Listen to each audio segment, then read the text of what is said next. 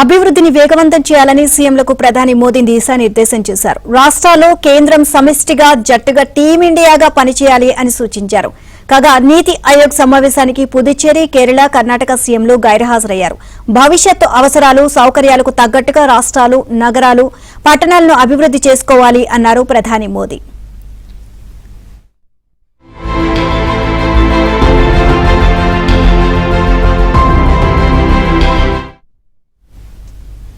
ఒక్కో రాష్ట్రంలో ప్రపంచ స్థాయి పర్యాటక స్థలాన్ని అభివృద్ధి చేసుకోవాలి అన్నారు ప్రధాని మోదీ.